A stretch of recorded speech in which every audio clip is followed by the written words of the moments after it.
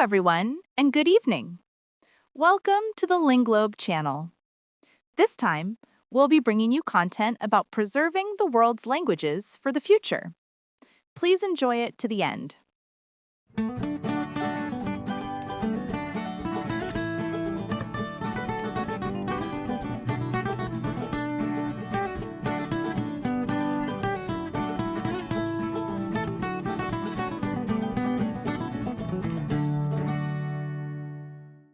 Welcome to Linglobe Voice. I want you to imagine, just for a second, that you're standing in the middle of this vast landscape. Right. The horizon just stretches out everywhere. It's all these brutal shades of red sand, dry scrub, and the heat is just, it's palpable. Oh, yeah, it's intense. There are no rivers, no obvious food, no shelter. I mean, for a modern human, if you got dropped there, it's an absolute emergency. You'd be frantically trying to get out. Completely. But there is a group of people for whom this exact landscape isn't a wasteland at all. It's this perfectly legible, rich ecosystem. So today we are embarking on a fast-paced, really fascinating exploration of humanity's oldest surviving lineage, the Sinwan people. Yeah, and it really requires us to completely rewire how we think about human success, you know? Totally. And according to the Linglobe materials, doing that means we have to look closely at every single facet of their culture. It's all connected. So let's jump right into our roadmap. Slide 1. The Sand People. Voices of the Kalahari. So this title slide, with that amazing sunset over the desert, it really anchors us. We're going to look at two massive pillars of their existence here. Right. First, their hunter-gatherer ethos, and second, this highly complex language they developed just to survive in that specific desert. Which is incredible. Yeah. But to really get that, we need to understand the geography first to keep our pace moving.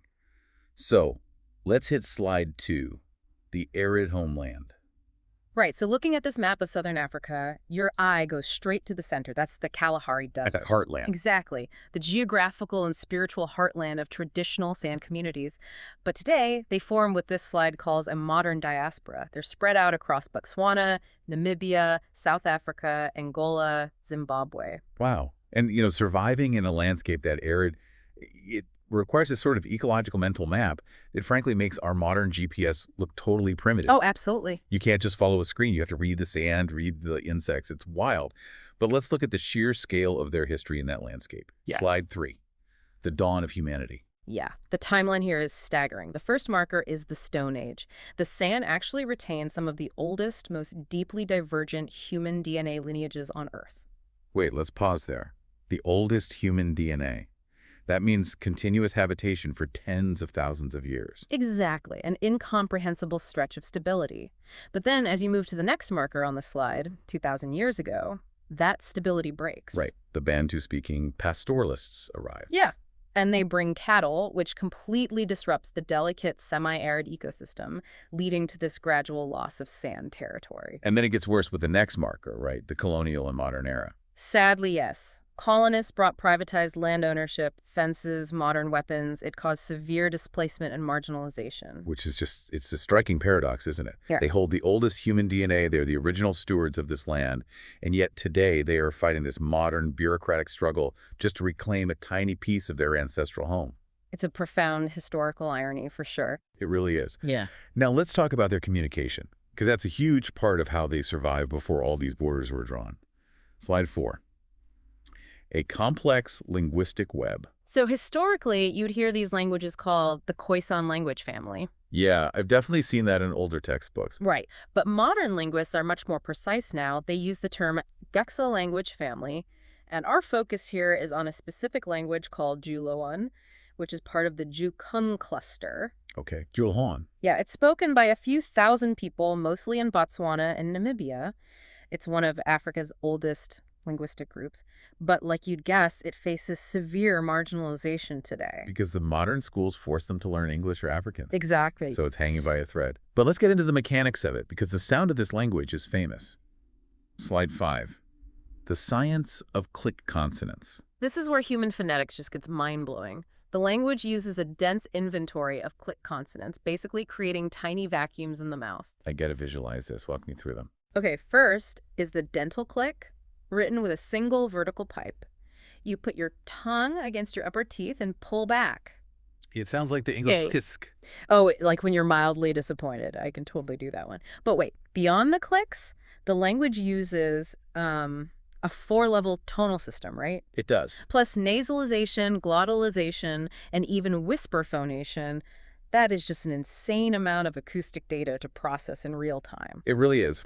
Let's finish the clicks, though. The alveolar click is a deeper pop from the roof of the mouth. Okay. The palatal click uses a flat tongue against the hard palate for a sharp smack. And the lateral click is made at the side of the mouth, near the molars. Like clicking to make a horse walk. Exactly. But man, with all those lateral clicks, 4 tones, and whispered syllables, how on earth do you write that down? Standard alphabets just, they can do that, so how did they manage? Slide 6, forging in orthography. Well, it was a long journey. Yeah. Step 1 on the slide is purely oral for millennia. Then step 2 is the 1970s foundation, where linguists tried using Latin scripts with phonetic symbols, but it was mostly academic. Right, for other linguists, not for the people actually speaking it. Exactly.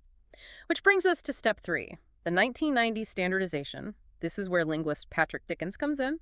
He actually collaborated directly with the Julhoan community to formalize the spelling system. Oh, wow, I love that.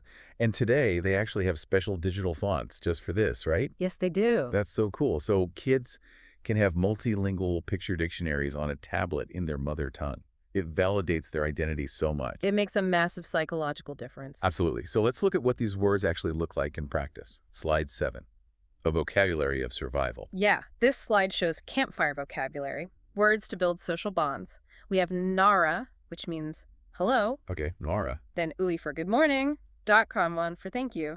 Nice. Gay is nice to meet you. Yup. Gum is delicious. Guru is fun. And Oa is good night.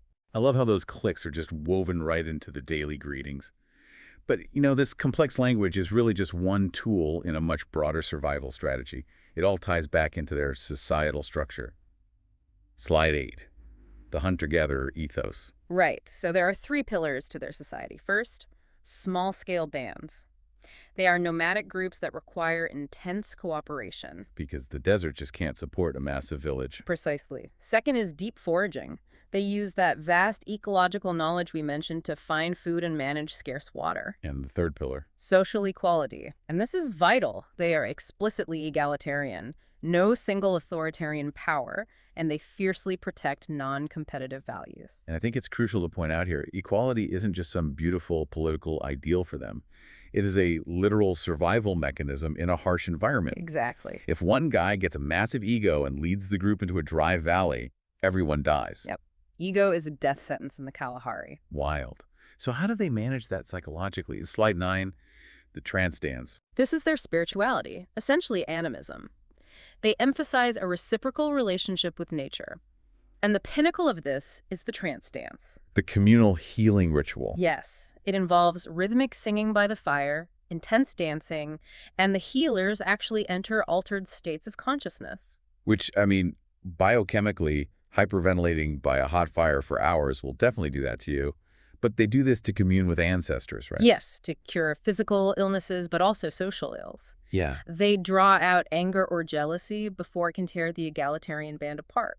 It's basically a collective reset button. Perfectly set. And they documented all of this, which is amazing. Let's look at that. Slide 10, the first storytellers. Yeah, the ancient rock art across South Africa, Namibia, and Botswana, these aren't just doodles. They are the earliest historical records. Like visual encyclopedias. Exactly. The slide shows they depicted animals and prey for their spiritual importance. They drew hunting scenes to preserve tactical knowledge for younger hunters. So they didn't have to relearn how to flank an antelope every generation? Right. And finally, ceremonial life, where they literally visualize the psychological experience of the trance dances on the stone. That is just incredible. It's a permanent archive. Yeah. But they also have living traditions that they practice every day. Slide 11, music, rhythm, and the war game. Yes. So daily dusk gatherings are crucial for reinforcing social bonds. After the heat breaks, they gather to sing and play. Right. And this slide highlights the evolution of NAI, the war game. Historically, this came from ceremonial porcupine games meant to celebrate successful hunts and keep reflexes sharp. But they can't hunt like that anymore because of modern restrictions. So what happened to the game? It adapted. It became this fast-paced, rhythm-based mime competition.